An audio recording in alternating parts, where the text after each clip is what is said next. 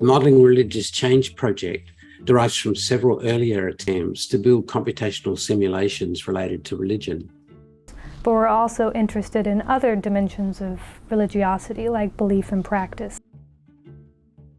It's an ambitious project to try to find innovative ways to forecast and project religious affiliation and religious practice into the future. The Modelling Religious Change project is a complex undertaking involving a bunch of different groups from around the world. We're trying to describe the way religious change occurs in several different senses. One major way that happens is through secularization. Another way is through conversion. Most places in the world are becoming more religiously diverse, and that's largely through the migration of different religious people from one place to another. And putting those types of change together is important for trying to understand the possible futures of religion. We were able to look at 3 different countries as the main focus of the project, which would be the United States, Norway, and India. Norway is kind of the poster child for secularization. Very few people go to church, but it's still very interesting because a lot of people still identify as Christian, and there's been a very recent influx of immigration. The US is a lot more religious than other developed countries, and it's also one of the most diverse, probably due to such a large historical immigration.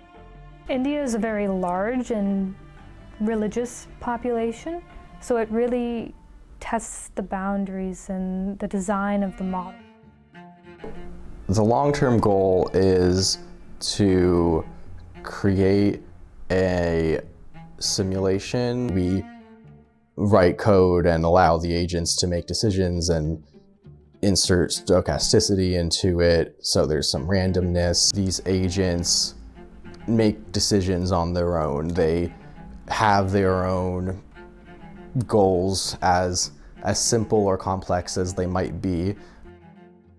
In the Modelling Religious Change project, we're endeavouring to look at religion from lots of different perspectives. We are looking at affiliation, and we are looking at public service attendance, but we're also looking at private religious practices, and we're looking at people's supernatural worldviews, and we're also looking at people's subjective sense that they are difficult to measure. Censuses, for example, usually only ask about affiliation. There are very complicated technical questions in demographics and social science required to collect all of that data up and pull it together to tell a more accurate, multi-dimensional story of religiosity. But once we've got that story, we've got the perfect basis for building a computational simulation that can back project to make sense of the past and then be used as a foundation for projecting forwards into the future.